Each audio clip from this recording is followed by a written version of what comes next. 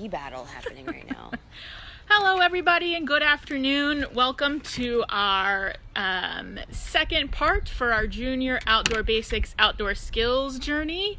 I know it's just after 3 o'clock, so we're going to give people just a few more minutes to kind of tune in and join us on this beautiful Wednesday afternoon.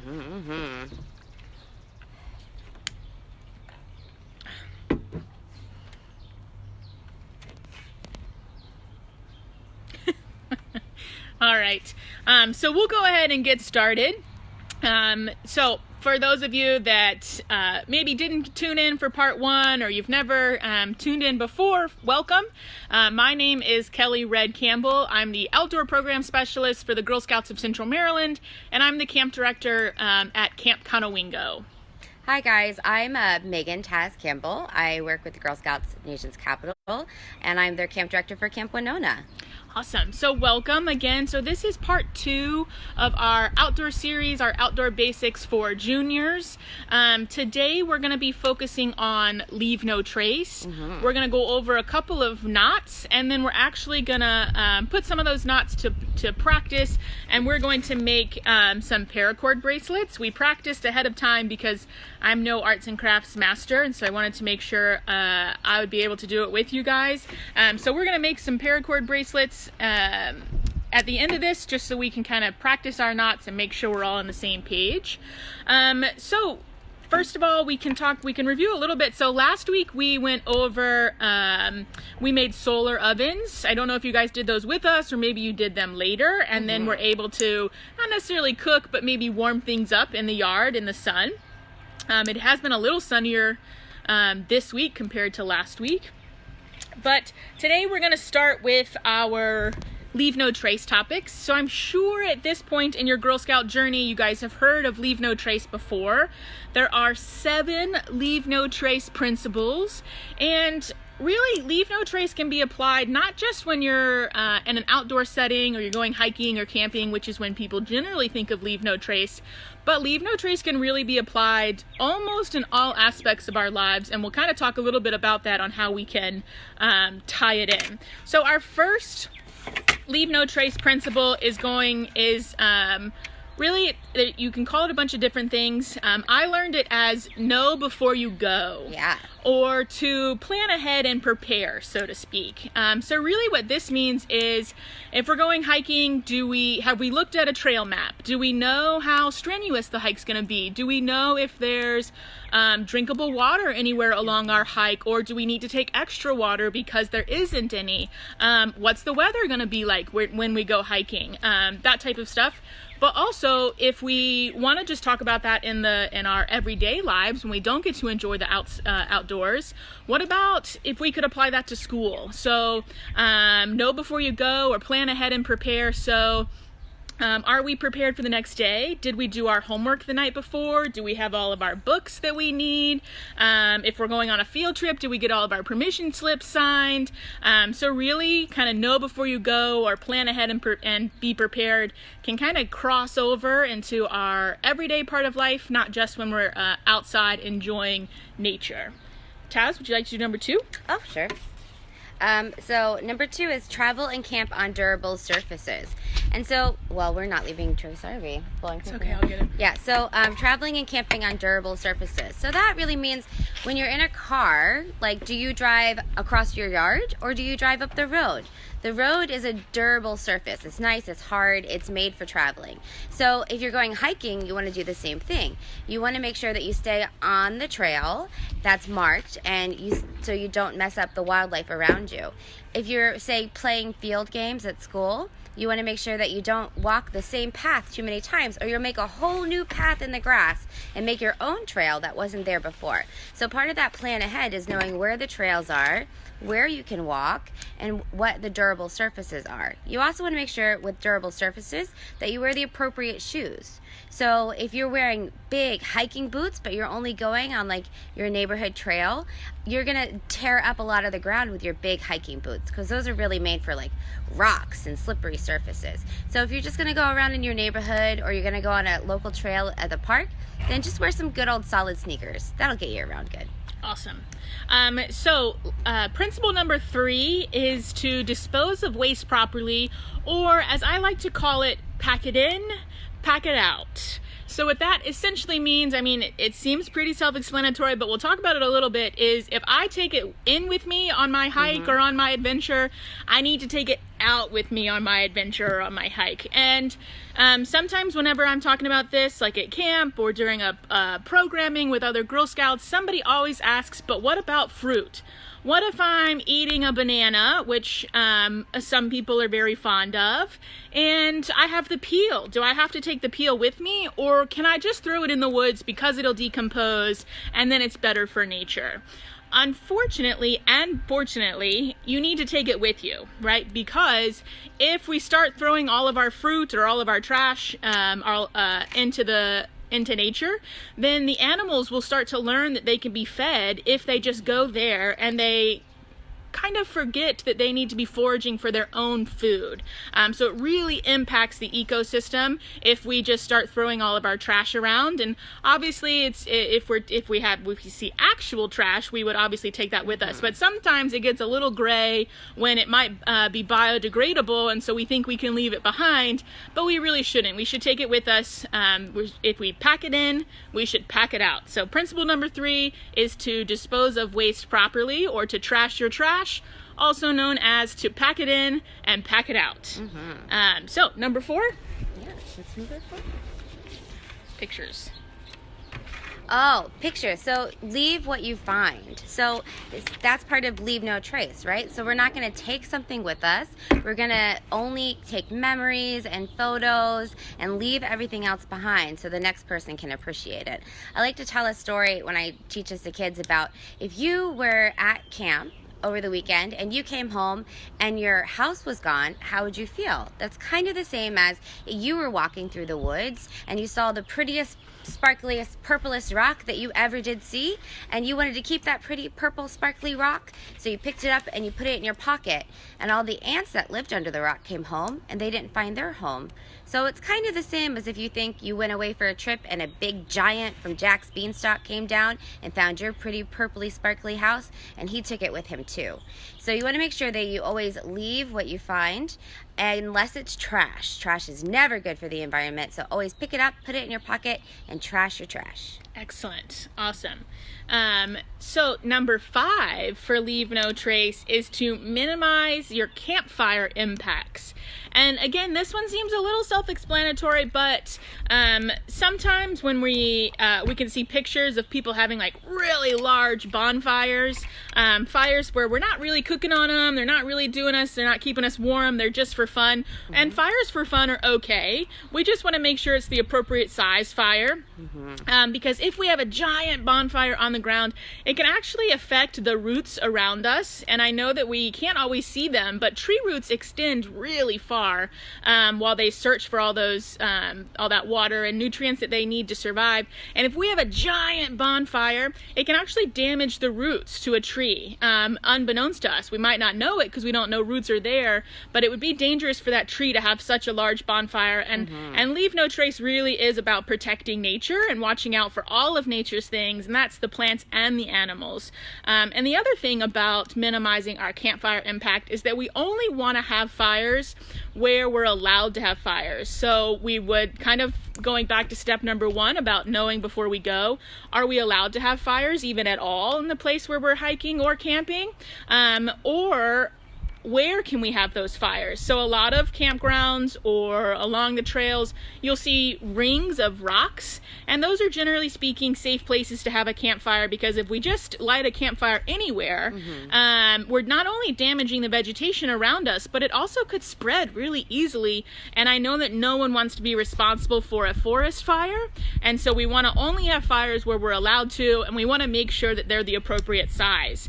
And a little sneak peek, if you want to learn learn more about fires, part 3 of our series, which is going to be next Wednesday, around the 2 o'clock range, Taz and I are actually going to teach you all about fire building and the different types of fire, and all the methods for outdoor cooking, and we're going to cook over our fire next week.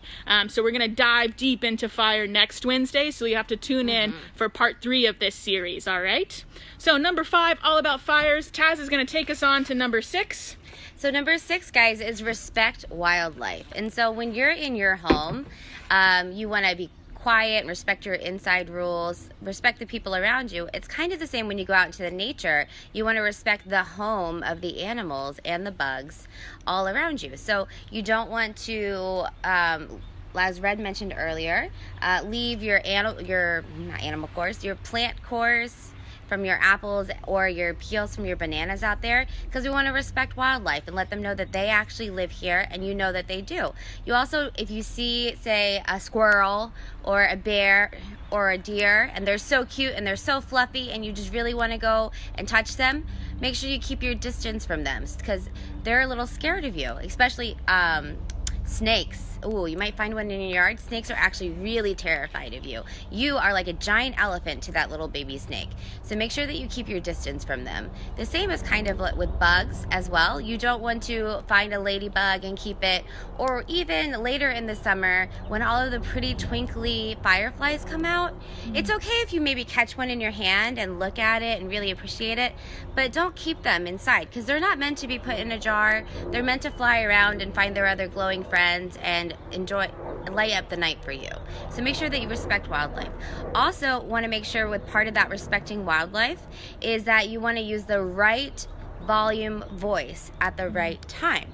So when you're outside during the day, it's great to play running, screaming, yelling games, because your voice doesn't travel so far during the day. But at night, you should test this tonight.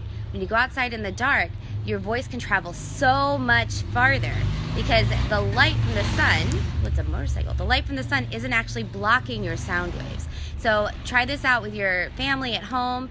Do it now at the sun, when the sun's up, and then see if they can step farther away from you, maybe one step each, and still hear you talking. Definitely. And another one to go along with respecting wildlife, which I learned during one of my trainings at camp, is a rule of thumb. And so the rule of thumb when it comes to respecting wildlife is, if I can put my thumb out, and if my thumb covers the animal, then I know I'm far enough away from it. But if I can see any part of the animal around my thumb, it means I'm too close and I need to back up a little bit to appropriately view that animal in its natural habitat. So the rule of thumb for respecting wildlife is a really good one. So again, if we hold it out in front of us and we kind of close our eye, if your thumb covers up the animal, then you know you're far enough away and you're appropriately respecting that wildlife. But if you can see some of it around your thumb, you need to back up a little bit before you kind of enjoy it for any further. And I appreciate all you guys telling us where you're from. I don't think Taz and I asked you to do that at the beginning, so that's really awesome. We appreciate it. I know we had 2 Girl Scout troops from Texas check in, one right after the other, which is really awesome. And then somebody just from Ohio as well. So we really appreciate you guys letting us know where you're from. We think it's really cool that Taz and I are sitting here doing programming, talking about outdoor stuff in Maryland, and we're really reaching people all around the U.S., which is really awesome. Yep. And so the last principle of Leave No Trace, number 7, Taz actually kind of mentioned it when she was talking about wildlife, and it's something that as Girl Scouts, it's pretty ingrained in us, and that's to be considerate of other visitors. And so Taz talked a little bit about that in terms of our volume and things of that nature, but really, if we're going hiking or we're enjoying the outdoor space, we don't want to be like running around all crazy and acting wild unless it's that appropriate space, because other people are also trying to enjoy nature. So we just want to be considerate. We want to leave a place better than we found it, and we want to treat others the way that we would like to be treated. So rule, or number 7 for Leave No Trace, the 7th principle, I guess I should say, is to be considerate of other visitors. All right, so that is all 7 of our Leave No Trace principles. Thank you, Valerie. I appreciate that vote of confidence. And so now we're going to talk a little bit about knots, because knots can be a really important skill to have when we go camping or just I mean, almost with anything that we do, you can probably find a use for a knot. And so we're going to go over 2 different types of knots, which are kind of the base. There are many knots that you can learn, and we really encourage you to go out there and find some other knots to learn. But today, specifically, we're going to learn about the clove hitch and the square knot. So the first one that Taz is going to begin teaching us is the clove hitch. And so what we're going to need is just a piece of string or rope, a shoelace will do, really just kind of anything that has 2 ends so that you know that you can tie it appropriately. Do you want me to tie these ones together so it's not as long? Yeah, if it'll go around your arm.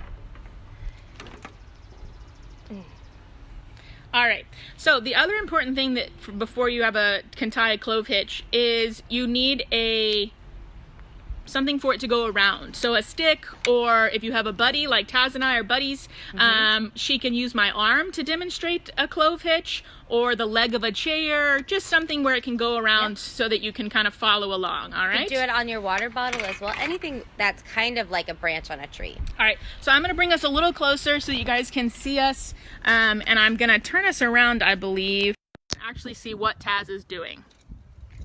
Okay, ready. So if you will hold it up like a tree for me. Okay. Thank you. Okay, so we're going to go around like that. So front and back. We're going to bring, sorry. Can you see? My hand's in the way? Let's try again. I don't know if I can see, I can't see my own arm, but. Take your string, right? And you're going to go around your tree. It's hard to do this one. Okay, and then we're going to go around again. Wait, hold on, guys. I'm really struggling to do this sitting side by side. So, okay. So, you go around and then bring it around again. And so it's got a little bit of an X, right? You can see this X? Yep. And then you're going to take the same end that you've gone around twice, and you're going to mark that X right there. You're going to go right under that X. That X marks your spot for where you want to go. So just tuck it under, right there under that X. And then pull both sides. Now, because this is a human, I'm not going to pull it very tightly because that would be mean, right? But this is a clove hitch, so it goes around, and so as you pull on it, it actually tightens.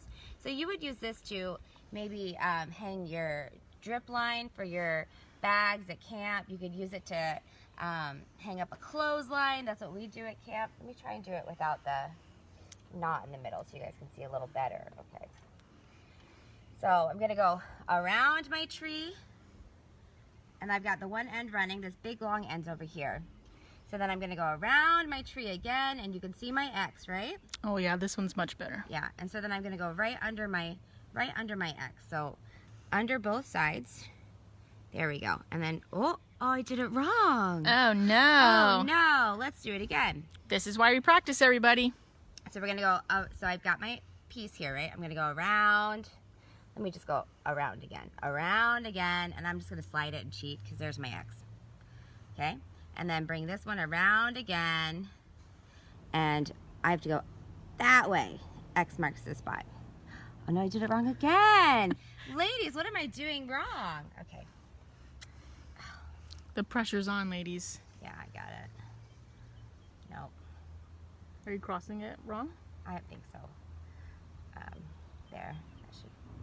I think that's the same.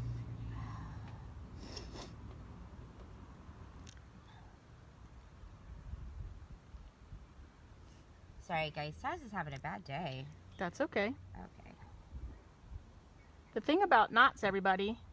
Nope. You did it right the first time. I did. All right. So I'm going to give Taz my water bottle to practice. Well, she did it right. I just can't do it on red. Okay, so. we'll do it on this then. Okay. So we'll make an X, and then I'm going to come around again. Oh, try to hold that tight. Around again, and aim right for my X in the middle. It's trying to do it sideways. It's hard. There it is. So you guys can see here that we have our X, and that if we could then, you know, it's nice and taut. It's not going to go one way or the other. All right.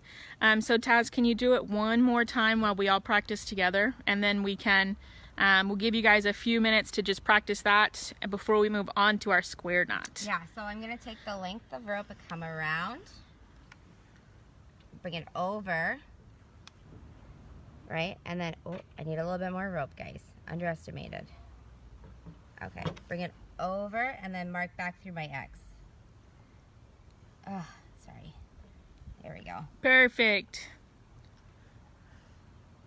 So I'm gonna make it over that X. All right. And then back through. Oop. So if this was a tree, it would stay up high, right? Yeah. Okay. All right, so we'll give you guys a few moments to look. See, now it's staying because it's a good one. Thanks, Erica. We appreciate that. So Erica says this is so cool. Oh, yeah, you're welcome, Erica. All right, so we're gonna give you guys just a few seconds to kind of practice the clove hitch. It's probably the most useful knot to know, like on camping trips, because I know that Taz gave us a few examples of ways in which we can use it to put a clothesline up to dry our drip bags after we do our dishes from cooking, or just so many different things a clove hitch is very, very useful for, okay? All right, so the next knot we're gonna do is a square knot, and if I'm honest, this is my favorite knot. I don't know why, but I really enjoy the square knot. Similar to the clove hitch, it can be useful in many different ways, and I think that that's one of the reasons why I enjoy the square knot. You gonna do it? It's your favorite. Do you want to do it? Yeah, here. Let me turn this around so you can do my... All right. So, no, not me, just the things. Oh, okay, Yeah, okay. All right, so generally our rope is going to be the same color, right? So when we did our clove hitch with Taz, it was all with this yellow rope, okay? Let me get this other rope out of the way so it's not confusing color-wise, okay? But to first learn the square knot, to have two separate colors, it can be really, really useful, all right? Because then you know, like if I'm talking about the pink one or my right hand, you know where we're going with it, okay? And if you want to make something two separate colors, so you're using your shoelaces, just put a piece of tape around one end of the rope or color it with a magic marker. That will help you get the same idea if that works for you. Awesome. All right. So I'm right-handed, so I generally always start with my right hand, but this can also be done if we're left-handed or left-hand dominant, and we'll do it both ways just to make sure everybody gets it, okay? So the first thing we do is we take our pink rope, our right hand, and we cross it over. So all we've done is make that X, right? And then we take our pink rope and we push it under our yellow rope and bring it up, okay? So now we have kind of like these two little antennas. All we've done is cross our ropes here, okay? Now we're gonna do the exact same thing, but starting on the left this time, right? So we're still using that pink rope, but now it's on the left instead of the right. So we're gonna cross it over, right? And so now you can kind of see that we have like a little bug head. So we've got our head and our two antennae up here, right? But again, all we've done is make that X. We're gonna take our pink one and we're gonna push it through that hole back towards us, but pull it to the right. And then the important thing is that we want to pull all four of our ropes. If you can see that so we have 1, 2, 3, 4, right? And we want to pull them all at the same time to make our square.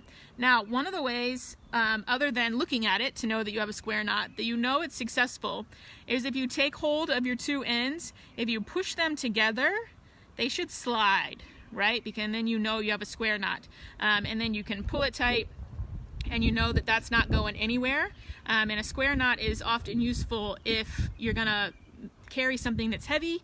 It's a little easier to undo than your standard like overhand knot, okay? Yeah, you can put a lot of pressure on this knot and it'll still release. One of the main reasons we use square knots in scouting is exactly what Red's doing right now, which is to join two different pieces of rope together. Yeah, so if our rope wasn't long enough to string between two trees, we could tie two together with a square knot and know it was gonna stay. So we're gonna do it one more time right-handed, and then we'll start left-handed, okay? So if you guys are doing it with me, this time we're just gonna use our hands instead of the colors so that we're, for in the future when you have the same color rope, it still makes sense. So we're gonna go right over left, okay? So we took our right-handed rope, put it over our left-handed rope, and then the right one goes under the left and we pull it up, okay? So now we have our crossover. And then again, remember, we're just going to do the same thing, but starting with the other side. So instead of right over left, now we're going to go left over right. And we're going to pull that right one through and to the right. Okay. And then we pull with all of our sides. And again, you can see that we have our sliding square knot. Okay. Now I'm going to do it one more time, but left-handed for all my lefties out there. Okay. So again, it's the same setup, but just starting on the other side. So we're going to go left over right and pull the left one through. Okay.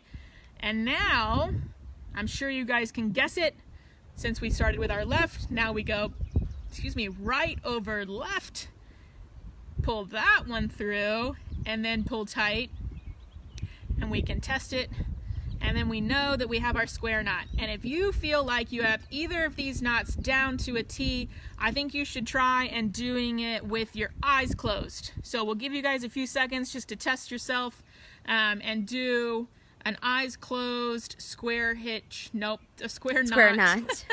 Square knot challenge. All right.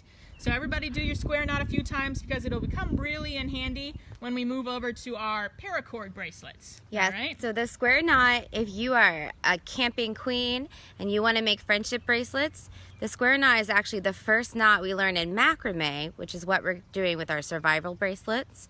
And so it's really key to learn that knot and get it down for those epic Girl Scout friendship bracelets that we make at summer camp. All right. All right, so now that we have our square knot down, we're going to transition to our paracord bracelets. Don't mind my phone stand over there. All right, so we have a couple of, so again, here's our finished example. And I was gonna say just a moment, but it's not. This actually took me longer than it should have. And I'm sure you guys will be much quicker at it. But here's our paracord bracelet. You don't necessarily have to have a buckle. You could tie your ends together. We just happened, the kit we ordered did have buckles, and so we'll go ahead and use them. All right. So Taz is going to show us how to start it, and then I'm going to show you how to tie the knots, because the one that I've started is 2 colors, and so again, a little easier to see because of the 2 colors there. But what you'll need to kind of get everything started is, if you have a buckle, great. You'll need a length of rope. We're using paracord because it's a paracord bracelet. Okay. We have several different options that came in our kit, but Taz is gonna go. I thought you were gonna use the black one. Yeah, but this yellow one's just so nice and bright and vibrant. Awesome. All right. You need some sort of measuring device. We have a really awesome ruler here, so it'll expand really far. Okay. I think it's older than us. Yeah, probably is. Yeah. I remember my mom having a tape measure like that. Yeah, you need a pair of scissors, and then also a lighter. Oh, you're not in the picture. A lighter or a match of some sort. And this is a step where we might need assistance, just to make sure we're kind of all on the same page. But we don't need this until very, very at the end. All right. Probably with an adult watching. Yeah, definitely with an adult watching, if not assisting. Okay, so if you have a big chunk of paracord, like at sleepaway camp, we get them in 200, 300 feet, a lot of cord, then you want to measure this cord so it's the right length for you. So about 6 feet will make it a grown adult bracelet. So we have about 6 feet here. You can see this long chunk of yellow rope we were using for knots. And so measure out for you, say you're a cute junior, one of my favorite campers out there, you want to go ahead and make yourself probably 4 feet, 5 feet if you want to be safe, and cut that string. We ordered a kit, and so it's already pre-cut for us. And so what you want to do with your string now that you cut it, is you want to take both ends and put them together and hold them snug together and run your hand all the way down. So you get to the middle where it's folded over, all right? And so you're gonna take this middle, oh, it's all sliding around. Take this middle and we're gonna attach it to our buckle. This is the comb end. It looks like a Triton from Ariel's dad in Disney. And you wanna take it and you wanna take the loop and see the buckle's got a little bit of a curve in it. You wanna go up through that curve. Oh, string's really, here we go. Okay, so now, look, you can see it's all the way through. We got a loop here. And we're gonna make another knot. It's called a Larks Head. We use this knot to hang our drawstrings at camp. And what you do is you take this loop and put your fingers in it. Boop, stretch it out like that. Grab these 2 strings and pull them through. And then you wanna pull it down. So it's nice and snug on there. Look at that. Flip it over so we can see. Ooh. Great. Ah. All right, so again, all the Taz did was to find the middle and then push the middle through the buckle, create a loop, and then pull the working ends, which are the ends not attached to each other, through that loop. Okay? So now, ladies and gents and friends, this is the difficult part, okay? So you want to measure your wrist. So we went around with our wrist. And then you want to add maybe 1 inch. No more than. No more than. So we're going to fold it over, get a little extra inch there, and that's how long our bracelet's going to be. So try to hold that there. You can mark it with tape, mark it with a pen, have your friend or your adult help you. And then you want to go back to your 2 ends. I will hold your marking. Thank you. You're welcome. And you want to take your 2 ends now and again put them through your buckle. And we're going to slide it up all the way to the marking.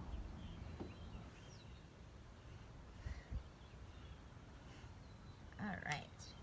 There we go. And then make sure they're curved so they face each other. See? Boop. Like that. Great. Okay? So now this is the really hard part. And it might be helpful if you have a friend hold it or tape it down. You want to start your first knot. So we have our 2 strings here. And we're going to go right over. So I made a 4, right? Boop, boop. See, that's a 4. Let me stand up so they're seeing it your way. Okay. So it looks like the number 4. I'm going to take this left one, and we're going to go under all of these, just like that. And then take my end, and like we did with the square knot before, go through that loop. This is the really hard part, okay? You see how it's hugging that? And then I'm going to snug it all the way up to where Red's holding that buckle. There we go. And that we're ready to start our knots and go down. All right, so I'm going to show you guys a couple of them on this one over here that we've started, just because it's slightly easier to see with the 2 colors.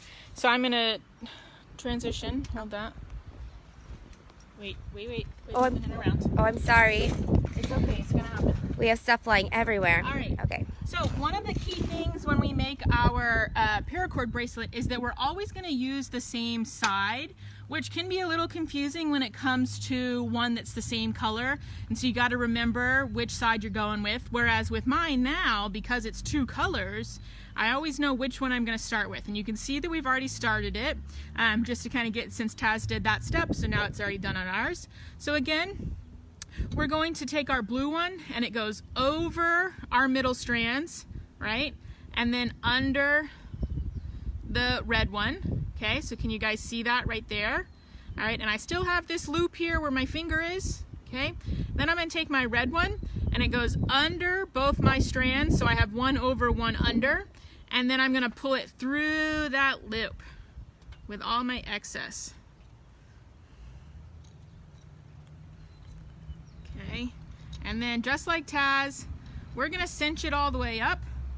Okay, so it's nice and tight. And then again, you can see, okay, so now my rope that I was starting with is just like a square knot. When we went right over left, and then we went left over right.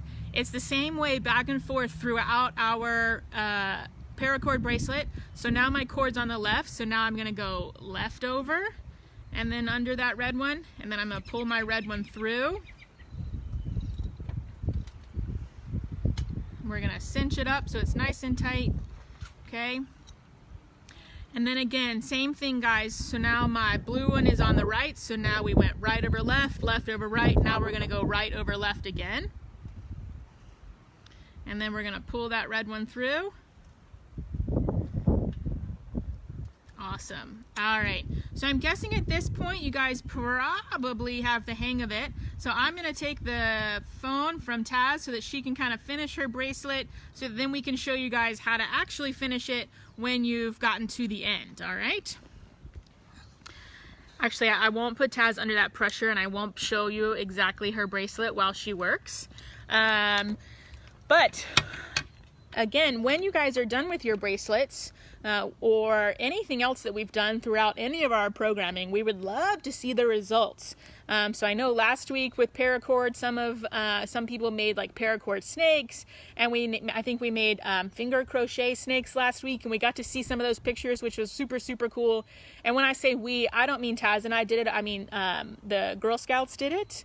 So it was really cool to kind of see those results, and we would love to see your results as you kind of work through this process with us. So again, right now we're just making our paracord bracelets to practice our knot skills. The first knot that we learned was our clove hitch, where we wrap around the tree, we make that X, and then we go through the X. And the clove hitch is probably one of the most versatile, most useful knots out there. And then we also learned my favorite, which is the square knot. And again, the square knot, right over left, pull that through, left over right, pull that one through, pull it tight, and you got a perfect square knot, because I know you're all experts out there. And then you can tie two ends of rope together, make a little belt for yourself in case you forgot your belt one day but you happen to have some rope nearby. Lots of different uses for knots. How's it coming, Taz? It's great. So if you got, I'll show you guys Taz's right now. What a great color combo, that blue and that yellow. Oh, it's wrong. Uh-oh. That's okay. All right, so Taz is working on hers. I can feel that you guys are working on yours. No rush though, we're not really under a time crunch. We're just enjoying this beautiful day outside. And don't forget, this is a series, right? So we worked on part 1 last week, where we did solar ovens, and we talked a little bit about other things in terms of outdoor skills. And next week, part 3, one might say the culmination, but really just kind of the next part in our series. We're going to do fire safety, fire building, and outdoor cooking. And we're going to do lots of different, well, we're not going to do them, but we're going to go over a lot of different outdoor cooking techniques, including making a box oven. So it's like an oven that you can take with you when you go camping, which is tons and tons of fun. But it's totally optional in terms of making it as we do it, but we're definitely going to show you how. And then we're all going to make a snack together. I learned of a brand new snack today from one of my Girl Scout friends up in Nipin Pathways up in New York, and I'm going to make it next week because I'm really excited to see what it's, or not to see, but to taste it and figure it out for myself to see if it's really as good as they are recommending. It's called a smacko. Can anybody guess what a smacko is? Like smacko. Like instead of a s'more, a smacko. Which, I won't lie, I did have to ask what it was. So if you know what it is, kudos to you. Very, very cool. Taz is flying. Taz is an arts and crafts master, which is why she's helping me today, because I'm not an arts and crafts master, as many people will tell you. She's about halfway through. Hope you guys are doing a similar boat. We could also undo my ends over here if you are feeling the pressure. Oh. Nope, she's not feeling the pressure, guys. She's gonna finish it. Are you able to entertain them for about 2 or 3 more minutes? 2 or 3 more minutes to entertain people. Well, no. I've really run out of things to tell you guys, but oh, where did this? Oh, there it is. I was gonna say, you guys should be appreciating how blue and sunny it is. It's actually the perfect day outside, where there's a little breeze coming through, so it's not super hot, but the sun is still out, and so I'm out here in my shorts and my t-shirt. Actually, today is Hawaiian Shirt Wednesday, in case you guys are following along with Spirit Week. Note that I don't have on my Hawaiian shirt. Sadly, I left it at camp. However, I do have on Hawaiian shorts. which are one of my favorite pair of shorts I wear during the summer, if I'm honest. And this is the perfect napping in a hammock day. So like when you're done with all of your schoolwork or other activities, chores that you might be doing around the house, then this is the perfect nap outside in a hammock day.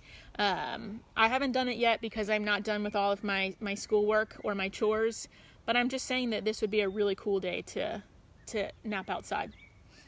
How many more minutes we got now? Still probably 2 or 3. That wasn't very long. Well, how about... Oh, you probably need to concentrate. So... Oh, you wanted to do a song, didn't you? No, I don't want to do a song. No, thank you, though. I'll tell you tomorrow, since I told you today's theme, which is Hawaiian Shirt Wednesday. Tomorrow is sport team day or jersey day or wearing something that shows which team you support. So if you are a supporter of the Hufflepuff Quidditch team, you can wear your Hufflepuff jersey and garb tomorrow. Or if you are a Baltimore Orioles baseball fan and are really worried about baseball season, you can wear your baseball jersey tomorrow, and then you can share those photos with the Girl Scouts of Central Maryland, and we would love to see everybody kind of in on Spirit Week. It's going to be really great. And then Friday is wear your favorite camp or Girl Scout t-shirt day. I know there's a lot of love out there for not only camp but also just Girl Scouts in general, because it's such an amazing organization to be a part of, which is why I know we're all here and we all love it. And we would love to see your favorite Girl Scout camp shirts or just Girl Scout shirts in general. So that's the next 2 days in Spirit Week, so that you guys can join us in that. And I'll also put a plug in that Taz and I have created kind of our outdoor series, our outdoor basics. But if there are things that you would love for us to do, stick them in the comments. Let us know if there are just activities you'd like to see led, or topics you'd like to see covered, or questions that you have answered. Taz and I really, really love to be outside and doing these types of things. So if there's things you'd like us to do or activities you'd like us to lead, just let us know. Happy to kind of take them under consideration. And with that, Taz has just given me the nod that she's done and we're ready to finish. So I'm going to turn the camera around, you guys, so you can see it. Well, I think you should finish it. Uh-oh. Okay, I will do that. All right, so Taz is I'm gonna move mine out of the way. All right. So first thing first, you want to be on the bottom of your bracelet, and so you know which one is the bottom, because again, you notice how when Taz showed us first, it arcs like that. And so this is the top of our bracelet, and then the underside of the arc is the bottom, okay? And so the way that you finish your bracelet is this last knot that Taz did. We're going to loosen it just a little bit, actually more than a little, but you'll see why. Okay, so we've loosened that knot, so we have a little bit of a pocket, and we're going to take both of our ends and we're going to put them down towards the ground through that loop. Okay, so again, we're going to take our end and we're going to go down, get my fingers out of the way, down through our loop, just like that. Okay, and then we're going to pull both of those through on the inside. Okay, and then you're like, but what about all this extra? So pull it tight. We'll pull our things through. There's no real science to it, so we're going to pull it nice and tight. Okay, and then we'll pull this one down through as well. And so now they're on the inside. Okay, now I know you're thinking, but we still have all this extra. What am I supposed to do with this? Right? Because I can't wear a bracelet with all this extra dangling about. So this is where we're going to get potential assistance and adult help, or definitely supervision. Okay, so we're going to take our scissors and we're going to cut about this far down. Can you guys see that? Yes. Okay, about this far down. We're going to just cut it. Careful of our fingers. Okay, now you'll notice, maybe we're going to try, that you can see the inside of our rope there, that white core. Okay, so we want to make sure that our rope doesn't fray anymore. And so what we're going to do is we're going to pull it tight again, just double check it. Okay, And then we're gonna hope the wind helps us, facilitates it a little bit. We're gonna heat. Nope. Nope. Okay. Taz is gonna help me.